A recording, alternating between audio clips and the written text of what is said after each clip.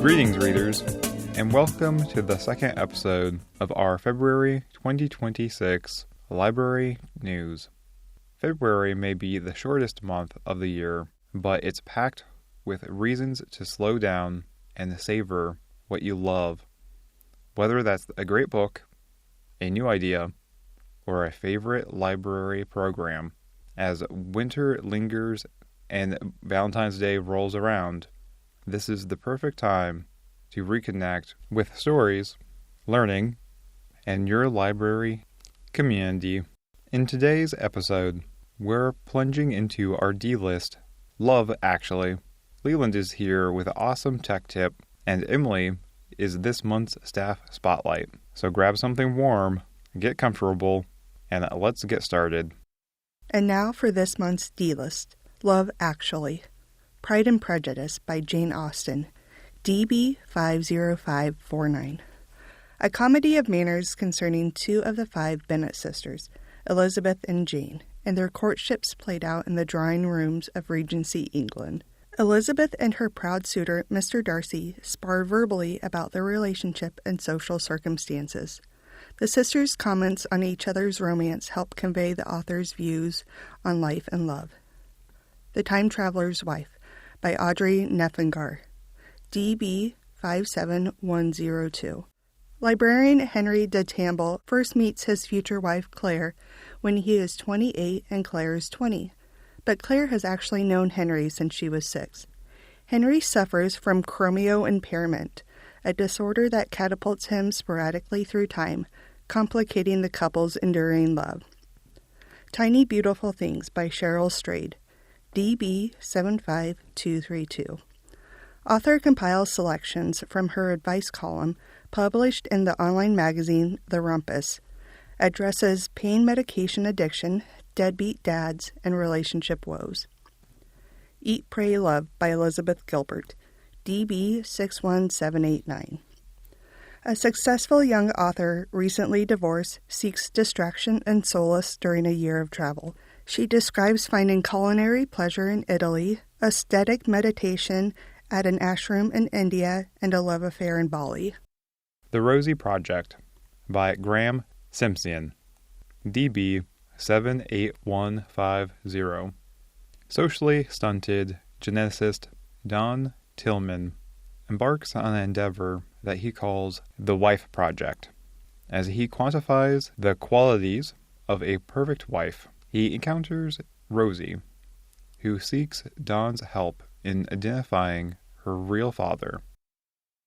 Eleanor Oliphant is Completely Fine by Gail Honeyman, DB 87829. Socially awkward and perpetually cranky, Eleanor works a boring office job and avoids dealing with other people whenever possible. She begins to open up after she develops a crush on a local musician and also becomes friendly with Raymond, the new IT guy. The Light We Lost by Jill Santo Polo, DB 90216. Lucy and Gabe meet at Columbia University on September 11th, 2001, forging an instant connection amid chaos. Their dreams take them in separate directions across different continents, but over the next 13 years, they share drama, jealousy, desires, and love. Olive Kitteridge by Elizabeth Strout, DB 67392. 13 stories set in a small community on the Maine coast are linked by the presence of Olive Kitteridge, retired teacher and pharmacist's wife.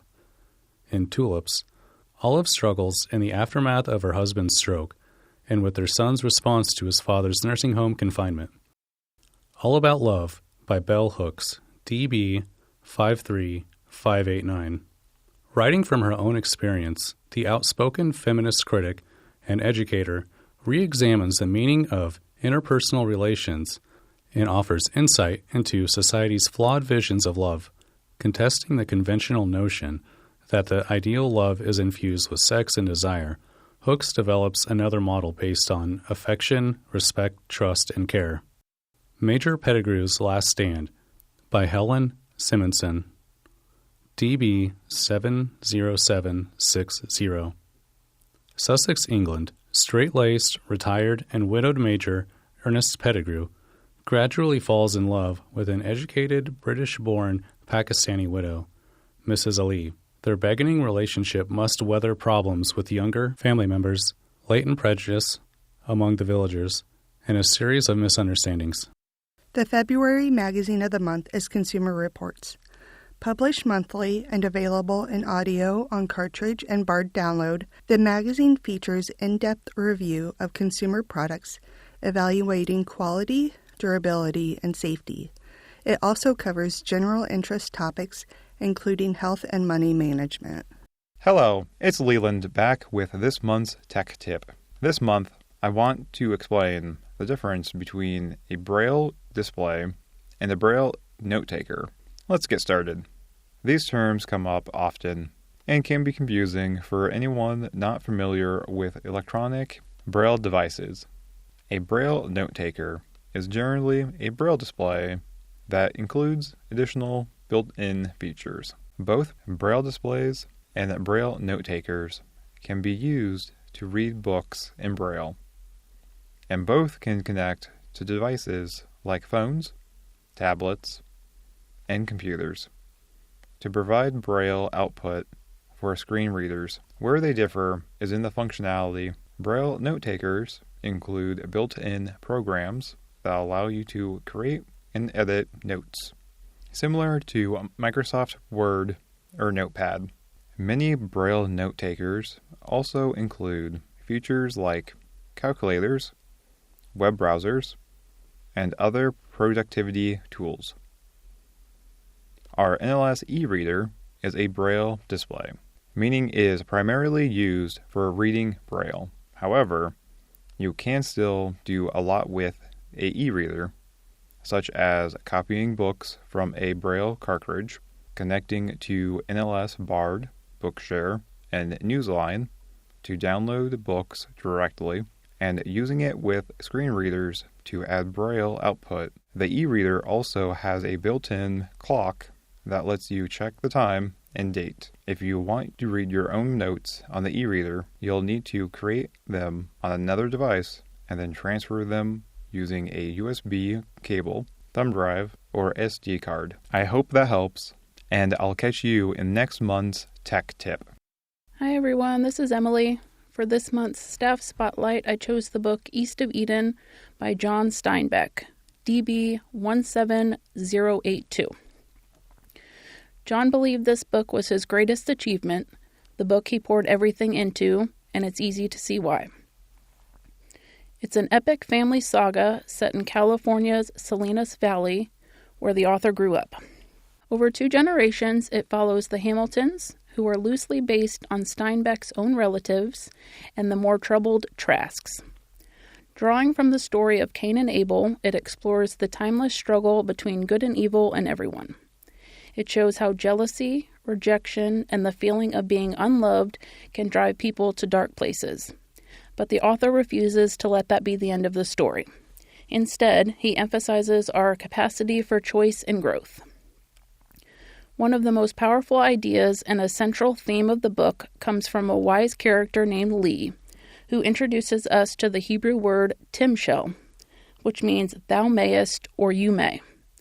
This reminds us we can rise above our flaws and choose to be good. This book is beautifully written with vivid descriptions of the land and unforgettable characters. If you enjoy stories that dig into family dynamic, morality, and what it means to be human, check out John Steinbeck's East of Eden. The library is excited for Braille Challenge this month. The 2026 Iowa Regional Braille Challenge will be held at the Iowa Department for the Blind on Saturday, February 14th, with a snow date of Saturday, February 21st. The theme for this year is Love Braille. There will be free parking during the event and lunch for participants and their families. And following the Braille Challenge, there will be a Valentine's party filled with fun activities. For the most up-to-date information about the Braille Challenge, visit the Braille Challenge page on the library blog at iowalibrary.blog. PikaBox has made its return for 2026, and it's not too late to get signed up. This year, we are visiting Olympic host cities. The first stop in January was Athens, Greece, as the birthplace of the modern Olympic Games in 1896, and a city deeply connected to the ancient Olympics. Athens represents the spirit of competition, culture, and community that continues to unite the world. Don't miss out on an opportunity to read all about Athens and books set in Athens and Greece. Call the library to get signed up today or go to iowalibrary.blog. Join our virtual coffee hour every Tuesday at 10 a.m. and Friday at 2 p.m. until the end of February. While this program is held on Zoom, you can call in from your telephone. Shake off those winter blues and brighten your day by chatting with library staff and other library patrons. Contact the library to get the Zoom link or dial-in phone number. Interested in joining a book club? We offer several options for all ages and reading styles, including the Tuesday Book Club, Thursday Book Club, No Book Book Club, and Beyond the Book, the Teen Book Club. Meeting times vary, and all groups are accessible by conference call. For schedules and more details, contact the library for more information.